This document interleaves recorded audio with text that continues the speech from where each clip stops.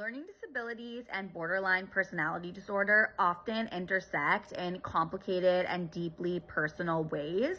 And while they're distinct conditions, there are meaningful connections between them that can shape how one experiences the world. So here's a breakdown of why and how they're often connected. So we have these shared foundations, emotional and cognitive struggles. So people with learning disabilities, especially nonverbal learning disabilities, which is what I have, often struggle with social cues, interpreting tone or body language, abstract thinking, and executive functioning. And these difficulties can lead to chronic misunderstandings, social rejection, frustration in school and relationships, and a persistent feeling of not getting it or being different. So over time, this can deeply affect a person's sense of self, leading to low self-esteem, chronic shame, and emotional dysregulation, which are also central to BPD. So a nervous system always on edge. So both LDs and BPD can keep the nervous system in a state of stress.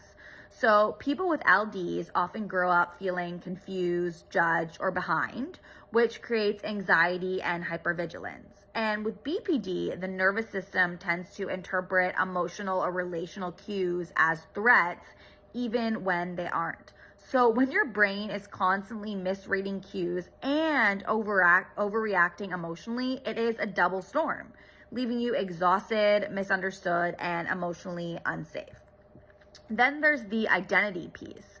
So a lot of people with learning disabilities grow up feeling like their brain doesn't work the right way. And combine this with the identity confusion and unstable sense of self that often comes with BPD, it's easy to understand how someone might constantly feel like they don't know who they are and whether they're too much or not enough. Lastly, there's the social perception and emotional pain. So for someone with a nonverbal learning disability, tone, sarcasm, and body language can be hard to read. Add BPD to the mix, where emotional wounds around abandonment and rejection are intense, and misunderstandings in relationships can become deeply triggering.